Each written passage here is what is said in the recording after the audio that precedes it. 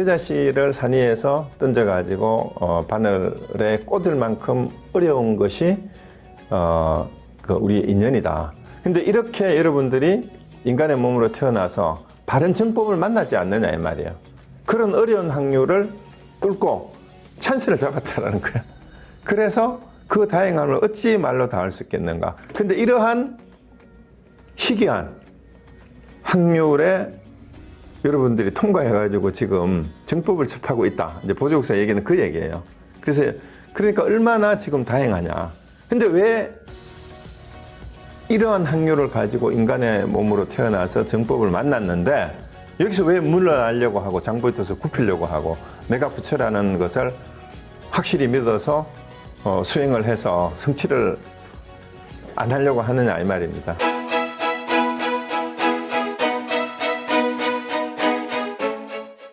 자, 그래서 과거에 윤회하던 업을 돌이켜보면 몇천 급 동안이나 흑암지옥에 떨어지고 무관지옥에 들어가 가지가지 고통을 받았으며 또 그 얼마인지도 알지 못한 채 불도를 구하고자 해도 착한 것을 만나지 못하여 이제 좋은 도반이죠. 좋은 도반을 만나지 못해서 오랜 겁을 어둠에 빠져 깨닫지 못하고 많은 악업을 지었던가. 자, 이 전생을 생각하지 말고 여러분이 지금까지 살아오신 거 생각하시면 돼요. 힘들게 살아와서 진리가 뭔지, 정법이 뭔지를 잘 모르고 자기 나름대로 헤맸던 이 생에 우리의 지난 날을 한번 돌아봐도 마찬가지입니다. 여러 가지 괴로움과 고통을 겪었는데, 그리고 얼마나 우리가 이제 알지도 못한 채 불도를 구하고자 해도 이제 착한 것을 못 만났다는 건 제대로 된 선지식이나 도반을 만나지 못해서 어느 것이 정법인지 잘 모르고 계속 헤맸다라는 얘기예요. 그래서 오랫동안 정말로 깨닫지 못하고 끊임없이 악업을 지어왔었다 이 말이죠. 그래서 때때로 한 번씩 생각하면 모르는 사이에 긴 한숨이 나온다. 그래서 우리가 사실 50, 60, 70이 다 돼가지고 야, 인생이 이제 갈 때가 돼가지고 인생을 이렇게 살면 안 되는데 인생을 헛살았구나 이렇게 얘기할 수도 있다는 얘기예요. 그러다 보니까 이제 아직도 목숨이 붙어 있는데 어찌 또 게으름을 부리다 지난날의 재앙을 다시 받겠는가. 그래서 마지막 눈을 감기 전까지 지금이라도 정신을 바짝 차려야 된다라는 그 얘기입니다. 그래서 또 누가 나로 하여금 지금 인생으로 태어나 만물의 영장이 되어 진리의 길을 닦도록 하였는지 모르겠다. 그래서 어떻게 해서 내가 인간의 몸을 받고 지금 이렇게 살고 있는지는 잘 모르겠다 이 말입니다. 그래서 실로 눈먼 거북이 나무를 만나고 작은 겨자씨가 바늘에 꽂히는 것과 같으니 그 다행함을 어찌 말로 다 할 수 있겠는가. 여기서 이제 이 유명한 말이죠. 이거는 원문으로 외워 놓으세요. 요 위에 보면은 맹구우목 섬계투침이에요. 맹구우목 섬계투침. 맨 마지막 줄에 여기 한자. 그러니까 맹구라는 말은 눈먼 거북이란 말이죠. 맹구우목. 맹구우목에 대한 고사는 자바함경하고 열반경에 그 우화가 내용이 실려 있죠. 그래서 바다 밑에 큰 바다에 거북이가 한 마리 살았는데 이 눈이 멀었어요. 근데 이 거북이가 바다 밑에서 100년에 한 번씩 숨을 쉬러 표면으로 올라온대요. 그런데 거기에 이 태평양 같은 큰 바다에 이제 나무 판자가 하나 구멍이 중간에 구멍이 뚫린 판자가 파도에 휩쓸려 가지고 이 큰 바다를 파도에 휩쓸려서 떠밀려 다녔는데 100년 만에 한 번씩 숨을 쉬러 바다 위로 올라오는 이 눈먼 거북이가 우연히 그 파도에 휩쓸려 다니는 그 구멍 뚫린 판자에 목이 쏙 들어갈 만큼 이 말입니다. 그 정도의 확률이라는 거죠. 이게 뭐예요? 이제 윤회를 하는데 인간의 몸을 다시 받기가 그만큼 어렵다는 얘기야. 인간으로 태어나기가, 그렇게 다시 태어나기가 그만큼 어렵고. 그 다음에 성계투침이라는 말은 뭐냐 하면은요, 우리가 알고 있기로는 모든 식물의 씨앗 가운데 가장 작은 씨앗이 그 겨자씨죠. 깨알보다도 더 작잖아요. 겨자씨가. 거의 가루 수준이잖아요. 그런데 저 순미산 아래다가 산 밑에다가 바늘을 거꾸로 세워놓고 꼽아놓고 산 꼭대기에 올라가가지고 겨자씨를 집어 던져가지고 그 바늘 끝에 겨자씨를 꼽을 확률이래요. 그게 승계투침이라는 뜻인데요. 그 정도로 정법을 만나기가 어렵다. 흔히 그렇게 얘기를 해요. 그래서 다시 태어나서 인간의 몸을 받기가 눈먼 거북이가 바다에 떠도는 그 100년에 한 번씩 올라가서 그 구멍 뚫린 판자에 목을 집어넣는 만큼이나 이제 인간이 되기가 어렵고, 인간으로 태어나더라도 정법을 만나기가 겨자씨를 산 위에서 던져가지고 바늘에 꽂을 만큼 어려운 것이 그 우리의 인연이다. 근데 이렇게 여러분들이 인간의 몸으로 태어나서 바른 정법을 만나지 않느냐 이 말이에요. 그런 어려운 확률을 뚫고 찬스를 잡았다라는 거야. 그래서 그 다행함을 어찌 말로 다 할 수 있겠는가. 근데 이러한 희귀한 확률에 여러분들이 통과해가지고 지금 정법을 접하고 있다. 이제 보조국사 얘기는 그 얘기예요. 그러니까 얼마나 지금 다행하냐. 근데 왜 이러한 확률을 가지고 인간의 몸으로 태어나서 정법을 만났는데 여기서 왜 물러나려고 하고 장부에 떠서 굽히려고 하고 내가 부처라는 것을 확실히 믿어서 수행을 해서 성취를 안 하려고 하느냐 이 말입니다. 그래서 여러분 어떠세요? 정말 그런 것 같아요? 그래서 여러분은 지금 우리가 같이 함께 이제 보조국사의 수신결을 보는 인연이 마치 맹구우목 승계투침하는 것과 같은 확률을 가진 과거의 공덕을 지은 사람만이 이 보조국사의 이 법문을 접할 수 있었어요.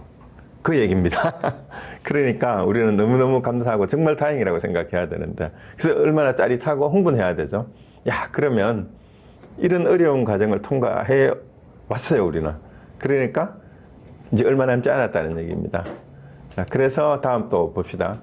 내가 지금 만일 스스로 물러날 마음을 내거나 게으른 마음을 내어 항상 뒤로 미루다가 잠깐 사이에 목숨을 잃고 악도에 떨어져 온갖 고통을 받을 때는 비록 한 구절 불법을 듣고 믿고 알고 받들어서 고통을 면하고자 해도 다시 어찌 얻을 수 있겠는가.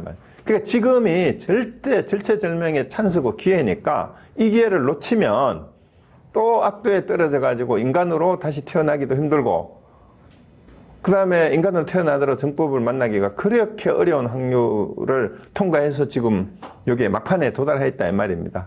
그래서 여기에서 왜 스스로 물러날 마음을 내거나 게으른 마음을 내냐 이 말이에요. 이게 강조하는 이유가 있어요. 그렇게 어려운 인연으로 우리가 인간의 몸을 받고 정법을 불법을 만났다 이 말이에요. 그러니까 게으른 마음 내지 말라, 물러나지 마라, 방해를 하지 말아라 이 말이에요. 그 뒤로 미루지 말고 어떤 일보다도 더 시급한 게 이 일이다 이 말입니다. 우리가 언제 어떻게 이제 이 생이 마감할지 몰라요. 오늘 우리가 무슨 사고가 나서 인생이 끝날지도 알 수가 없어요. 캘리포니아에 살면 지진이 날 수도 있고, 나하고는 아무 관계없이 집으로 돌아가는 길에, 외출을 하는 길에 교통사고가 나서 그냥 갈 수도 있어요. 그리고 우리가 알 수 없는 전쟁이 나거나 사고가 나서 폭탄이 터지거나, 누가 이제 심지어는 우리 한국에서는 그런 일도 있었잖아요. 그 이태원에 놀러 갔다가도 죽잖아 사람이. 그러니까 온갖 악도에 떨어져서 이 고통을 받을 때, 그때는 이미 아무리 좋은 불법을 들어도 안 된다는 거예요. 왜냐하면은 악도에 떨어졌다라는 거는 지옥이나 악이나 축생이 됐는데, 그때는 정법을 만나도 알아듣지도 못해요. 악도에 떨어졌다라는 얘기는. 그래서 적어도 인간의 몸을 받았을 때 정법을 알려줘도 그걸 들을 수 있고 믿고 알고 받들 수가 있는 기회가 온 거다 이 말입니다. 그래서 정말로 고통을, 이 생사윤회의 고통이죠. 생로병사의 고통에서 벗어나서 정말 대자유회탈을 얻으려고 하거든 절대 물러나거나 게으른 마음 내지 말고 뒤로 미루지 마라. 이게 제일 급하다 이 말이에요. 그래서 다시 얻기 어려운 기회니까 지금 물러나지 말고 정면 승부를 하라 이 말입니다. 그래서 위급함에 이르러서는 뉘우쳐도 소용이 없다. 바라건대 모든 수도하는 사람들은 방해를 하지 말고 탐욕과 음욕에 집착하지 말고 머리에 타는 불을 끄듯이 살피고. 그러니까 머리에 불 붙으면 어떻게 됐어요? 이보다 더 급한 일이 없죠, 그죠? 여러분이 머리카락에 불이 붙었다고 생각해 보세요. 이거보다 더 시급한 일이 없다 이 말이에요. 다른 생각 아무것도 없겠죠, 머리에 불 붙으면. 그리고 그렇게 살피고 돌아보기를 잊지 마라. 공부하기를 그렇게 해야 된다는 얘기예요. 이게 대분심이에요, 대분심이. 덧없는 세월은 빨라서 몸은 아침 이슬 것 같고, 이제 저희 나이만 돼도 그렇게 느껴지죠. 저도 이제 60이 넘고 미국 온 지도 20년이 훨씬 넘었어요. 벌써 24년째가 됐네요. 그 10년이 정말 금방이고 20년이 금방이고, 제가 불과 몇 년 전만 해도 아직도 젊다고 생각을 하고 아메리칸 드림이 언젠가 이루어지겠지 싶었는데, 이제는 언제 인생이 종칠지 모르니까 빨리 정리를 해야 되겠다라는 생각이 드는 거예요. 이제 나이가 들면 그렇게 됩니다. 그래서 몸이 아침 이슬 것 같다라는 거는, 아침 이슬은 햇볕만 떠오르면 바로 말라서 없어지는 거고, 그 해도 뜨기 전에 누가 아침 산책하는 사람이 발로 차고 지나가 버리면 떨어질 그런 이제 경각에 달린 목숨과 같은 거라는 거죠. 우리 몸은 그렇게 금방 없어진다 이 말입니다. 그래서 목숨은 지는 해와 같고, 해질 때 보면은 석양을, 저녁 노을을 잠깐 바라보고 있다가 보면 금방 해가 지잖아요. 우리는 이미 우리 50, 60이 넘어가면, 60, 70이 되고 나면은 우리의 수명이 이미 지는 해와 같이 완전히 석양의 서산에 걸린 것 같다 이 말입니다. 그래서 오늘 지금 비록 살아있다 해도 내일을 보장하기 어려우니 그렇잖아요. 간절히 마음에 새기고 간절히 마음에 새기라. 그러니까 언제 끝내야 돼요? 오늘 끝내야 돼요, 공부를. 그 마음으로 하루도 게으르고 미루면 안 된다. 내일 해야지 없어요. 오늘 끝내야 돼요, 오늘. 그래서 이 얘기는 뭐냐 하면, 오늘 어떤 문제를 받았으면 오늘 부딪히라 이 말이에요. 오늘 부딪히라고. 그래서 옛날 도인들은 경거선이 찬송곡에도 나오잖아요. 하루 종일 참선해서 이제 해질 때 못 깨달으면 다리 뻗고 울었다 그러잖아요. 오늘도 또 하루 허탕했구나. 그리고 북망상천 이제 곧 가깝다라고 이렇게 얘기를 하는 게 이제 경거선 찬송곡에 나오잖아요. 그래서 내일을 보장하기 어려운 게 사실은 우리의 삶이에요. 그러니까 오늘 목숨 붙어 있는 지금 이 순간 간절한 마음으로 발심을 해서, 발심이 부족하면 다시 발심을 해야 돼요. 그러고 도대체 이게 뭘까? 라고 정면승부를 해야 됩니다. 그래서 간절히 마음에 새기고 간절히 마음에 새기라 라고 거듭거듭 반복해서 절수제의하고 두 번이나 반복을 하는 겁니다. 마음에 새기고 또 마음에 새기라. 자, 또 유의의 선을 의지하여도 사막도의 고통을 면하고, 우리가 흔히 하는 말은, 예를 들어 보시를 예를 들면은 무주상보시라고 얘기하잖아요. 그거는 무위보시예요. 이 유의라는 말은 생색을 내고 형식적으로 뭐뭐를 해야 되고 복을 받기 위해서 하는 모든 행동, 이런 것들이 유의의 선이에요. 그 세상살이에서 선악이 구분이 되잖아요. 참 착한 일을 한다, 좋은 일을 한다, 남을 도와주고, 그 다음에 여러 가지 뭐 좋은 일을 하는데, 이거는 이제 겉으로 보이는 유의의 선을 짓더라도 이 복이 크다는 거예요. 사막도를 면한다는 거예요. 사막도는 이제 육도윤회라고 얘기했을 때 지옥이나 악이나 축생이 되는 것을 면한다라는 거예요. 궁극적인 무의나 깨달음은 얻지 못하더라도 복을 많이 지으면, 겉으로 이제 그런 복만 지어도 사막도의 고통을 면하고 천상과 인간에서 뛰어난 가보를 얻어서 온갖 즐거움을 누린다고 합니다. 그러는데 하물며 이 최상승의 깊은 법문이겠는가? 이 최상승의 뛰어난 법문을 바로 받아들이고 믿고 의지하면, 이게는 무위법이에요. 무위법. 유위법이 아니고. 그러면 사막도뿐만 아니라 천상도, 인간도 넘어서 이제 윤회를 바로 벗어나는 길이 최상승의 길이에요. 그죠? 그리고 최상승의 깊은 법문은 윤회할 것이 본래 없다라는 것을 아는 자리, 그 자리로 바로 들어가는 거예요. 그 윤회가 없는 자리로 가는 거예요. 윤회가 없는 걸 바로 깨닫는 거죠. 본래 마음에는. 그래서 잠깐 동안 믿음을 내어 이루는 공덕도 어떤 비유로도 말할 수 없다. 그래서 잠깐만 믿음을 내더라도 이 최상승의 법문에 대해서, 아, 나도 부처다. 다른 게 없구나. 정법, 불법 하는데 내가 부처다. 내 본래 마음이 궁극적인 지혜다라는 것을 믿으면, 이 말이에요. 잠깐만 믿어도 그래요. 그래서 경에 이르기를 만약 어떤 사람이 삼천대천세계의 칠보로서, 그러니까 7가지 보물이죠, 그죠? 삼천대천세계에 있는 이 세상에 있는 7가지 보물로서 세상 중생들에게 보시를 하고 공양을 해서 모두 다 만족하게 하고 또 그 세계의 모든 중생을 교화하여 사가를 얻게 한다면 그 공덕은 한량없고 끝이 없지만 한술 밥 먹는 시간만큼이라도 이 법을 바로 생각하여 얻는 공덕만은 못하다. 이렇게 얘기를 했습니다. 이거는 이제 여기에서 말하는 경우는 금강경이에요. 금강경인데 금강경에 이 얘기가 계속 나와요. 삼천대천세계를 칠보로 장식을 하더라도 사구계의 한 구절을 수지 독성하고 전하는 공덕보다 못하다, 이런 얘기가 계속 반복돼서 이제 금강경에서 나옵니다.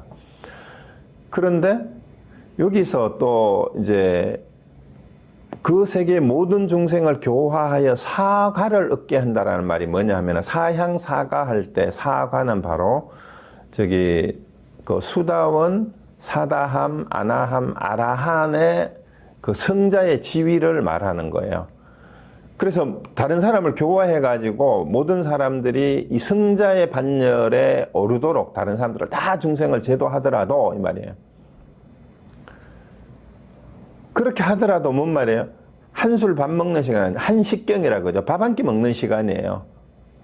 밥 한 끼 먹는 시간만큼이라도 이 최상승의 법문을 바로 생각하여 얻는 공덕만 못하다.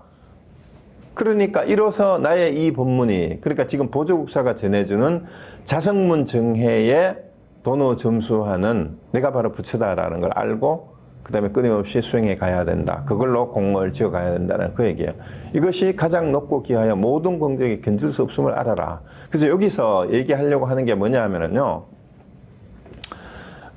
유의의 법이나 그 다음에 여기서 이제 대승불교에서 흔히 이제 초기 불교를 소승이라고 폄하하면서 소승불교의 체교의 가위가 되는 성자 이제 수다원부터 이제 그 아라한까지 4가지의 성인의 지위에 도달하게 되더라도 그 공덕은 최상승 법문인 이 대승의 법을 옳게 믿고 깨닫는 거에 비하면 그건 아무것도 아니다라고 이렇게 얘기하는 이유가 이제 그 궁극적인 깨달음을 얻어서 내가 바로 부처임을 알고 살아야 되지, 이러한 그 이제 소승불교의 최고의 가위를 얻고 자기 스스로 만족해서는 안 된다라는 그 얘기예요.